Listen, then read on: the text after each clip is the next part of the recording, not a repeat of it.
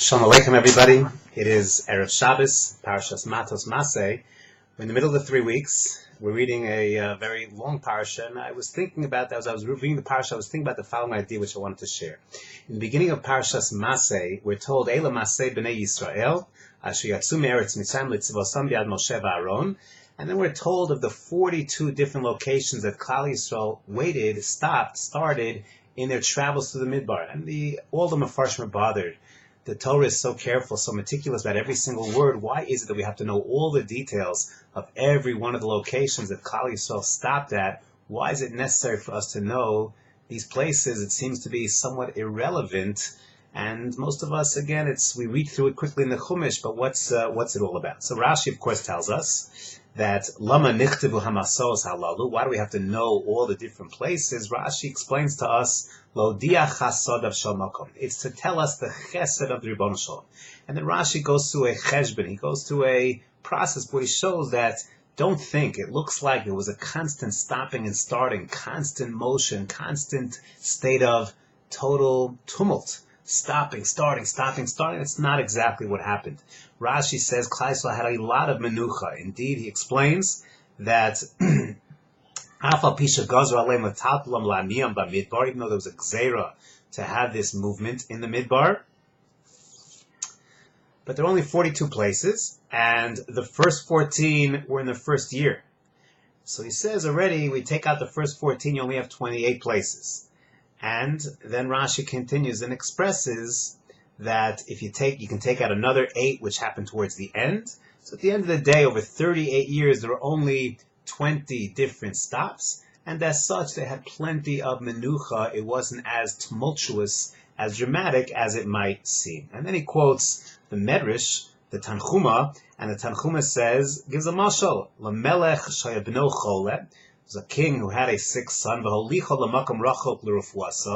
and for his refuah, he needed to travel a great distance. When they returned from the travel, and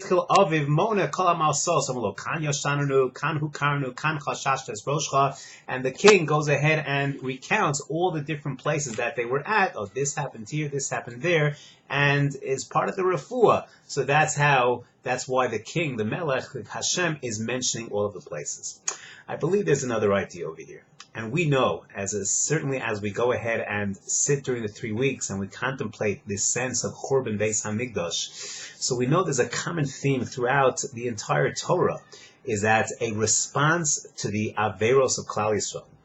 When Hashem feels Klal Yisrael needs a patch, when we need to be punished, Rachmana litzlan, so the punishment very often is Golus. We find Golus, exile, removing oneself from one's hometown, from one's locale, from one's bias, is a very, very common punishment in the Chumash and in Chazal. We find, for example, obviously when it comes to Churban, Beis Rishon, Beis Sheni, there's a sense of Golus. But even you go way further back, you go to Adam HaRishon, who sins in Gan Eden, and he gets expelled, he gets exiled from the Gan. Cain, as a result of murdering Hevel, so he's going to be Nod Ba'aretz, he's going to have to go through this process of expulsion. We're told that Eretz Yisrael cannot tolerate certain Averos, and the land will spit us out as a result of these Averos. We know Rotzek B'Shogeg, he goes to Golus, he is exiled as a result of his sin. We find this notion of being exiled, dislocated, a very, very common theme when it comes to a kapara, when it comes to a response to the avonos of Klal Yisrael. Indeed, the Rambam writes in Hilchos Tshuva, Perek Beis Halacha Daled, the Rambam tells us, Midarke HaTshuva, there are a lot of things that are part of the Darke HaTshuva, Hashav, Tzoek, Tomid, L'Bnei Hashem, V'Oset Tzedakah, U'Misrachek Harvei Min HaDavar Shechata Bo, U'Meshana Shmo, he changes his name, and then the Rambam says, Meshana Ma'asav, he changes his deeds, and finally, V'Golem Imkomo, and he exiles himself from his place, from his home, from his comfort zone. Shegolus mechaperas avon, because golus is a kapara. Mipnei shegoremes lo lichana ulios ona v'shafel ruach, because it causes humbleness. When a person is home, there's a certain sense of security, there's a certain sense of comfort and confidence that home, that stability, that structure gives a person. When a person is exiled, when he's on the street, when he's homeless, when he doesn't have that base, so then there's a sense of insecurity, a sense of fragility. And it's that fragility that creates humbleness, that creates modesty, and that creates a persona that really is limited and as such can bond himself to something bigger. When a person's too comfortable, when a person is too secure, life sometimes is, if you will, too good. So then all of a sudden that can create a real distance from the Ribono Shel Olam. I believe that's a certain paradox that you find in Parshas Masei, because if you look at Klal Yisrael's sojourn in Midbar, so at first blush, it looks like a golus after golus after golus. It's a constant state of relocation, movement, lack of stability, no stability whatsoever. What Rashi is telling us is don't think that. It was really part of Chesed Hashem. Don't think it was unstable. Indeed, the Gemara Masei Shabbos expresses this, is that when Bnei Yisrael moved from place to place, you might argue that all the Melechas HaMishkan, the Binyan HaMishkan, it's not called a Binyan Keva. It's not called Kavua because they're constantly on the move. They're not fixed in any place, and therefore all the Malachos should be, even if it's Eino Shel Kayama, you should go ahead and be Chayav, because the binyan itself was a binyan of lack of permanence, of temporariness. So comes along the Gemara and says, no, since it was Al Pi Hashem Yachanu, Al Pi Hashem Yisou, since even though they did not know exactly when they were going to pick up and go, but it was all Al Pi Hashem, so that's considered to be a kvis. That's considered to be a certain sense of permanence. Why? Because I believe the idea is that when a person is bonded to Hashem, so there's no greater sense of security. There's no greater sense of the antithesis of galus, of being at home, of comfort, when a person has that relation with Ribono Shel Olam. When Bnei Yisrael was in Midbar, true, they had to travel. The decree was to travel from place to place, but it was always Al Pi Hashem Yachanu, Al Pi Hashem Yisou, which meant a certain sense of security. That's that mashal that the Tanchuma brings. That's the chesed that Rashi is expressing. It was menucha. It was not a state of anti-menucha, of homelessness. It was a state of menucha.